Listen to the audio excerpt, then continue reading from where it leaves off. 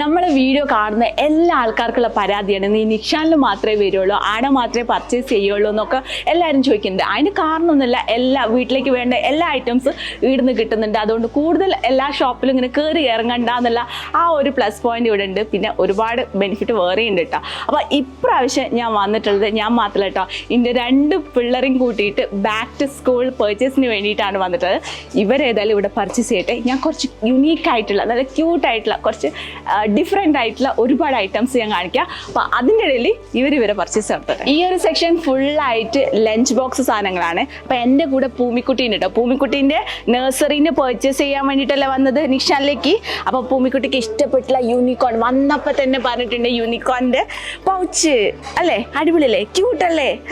അടുത്തത് പറഞ്ഞിട്ടുണ്ടെങ്കിൽ ഇതാ ഭയങ്കര വെറൈറ്റി ആയിട്ടുള്ളൊരു സാധനം. ഇവിടെ വന്നപ്പോൾ തന്നെ ഞാനല്ല എൻ്റെ മോള് നോക്കിയിട്ടുള്ള സംഭവം കേട്ടോ. ഇത് യൂണിക്കോണിൻ്റെ ഒരു ബോക്സാണ്. ഇതിൽ വന്നിട്ടുണ്ടെങ്കിൽ നമ്പർ ലോക്ക് ഉണ്ട്, ഇതാ 235.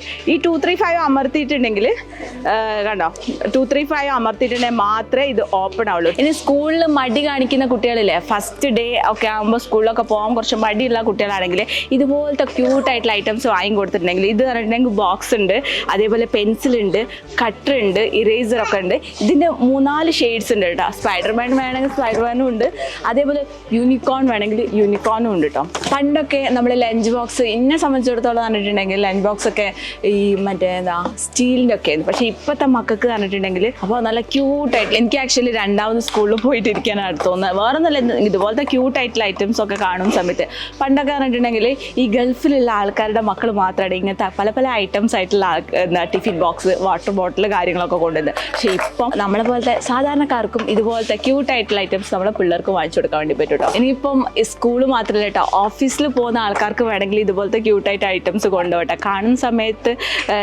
കുറച്ച് നമുക്ക് ഫുഡ് കഴിക്കാനുള്ള ആ ഒരു ടെൻഡൻസി ഇല്ലേ, അത് കൂടും ചെയ്യും.